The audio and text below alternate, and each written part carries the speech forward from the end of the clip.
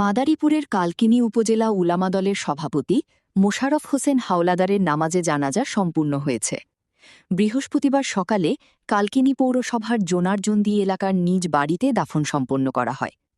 উপস্থিত ছিলেন মাদারীপুর ৩ আসনের সংসদ সদস্য আনিসুর রহমান খোকন তালুকদার, কালকিনি উপজেলা বিএনপির সভাপতি বীর মুক্তিযোদ্ধা ফজলুল হক বেপারী, সাধারণ সম্পাদক মাহবুব হোসেন মুন্সিসহ মরহুমের আত্মীয় স্বজন, আলেম উলামা ও অত্র এলাকার বিভিন্ন শ্রেণী পেশার মানুষ। এ সময় এমপি খোকন তালুকদার বলেন, আমি যখন গুম ছিলাম তখন যারা আমার জন্য দোয়া করেছেন তারা এখন একে একে দুনিয়া ছেড়ে চলে যাচ্ছেন। আমি তাদের জানাজায় শরিক হচ্ছি, এটি খুবই বেদনাদায়ক। তিনি আমার একজন অভিভাবক ছিলেন। সবাই মোশাররফ ভাইয়ের জন্য দোয়া করবেন, তার পরিবারের জন্য দোয়া করবেন।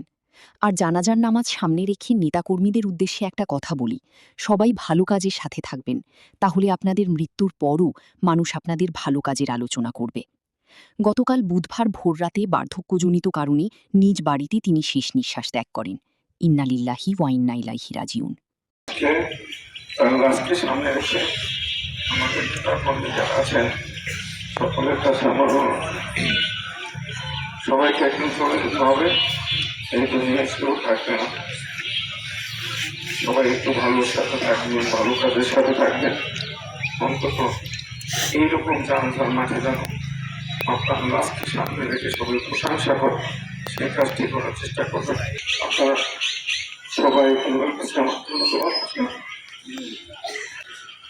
যারা আমার জন্য দোয়া করছেন।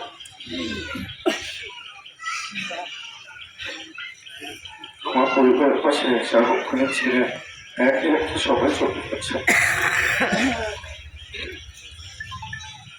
আমি আল্লাহর কাছে দোয়া করি তার পরিবার এবং তারা পঞ্জন আমরা যেন তার যে শোক সেটা যেন সহ্য করতে পারে।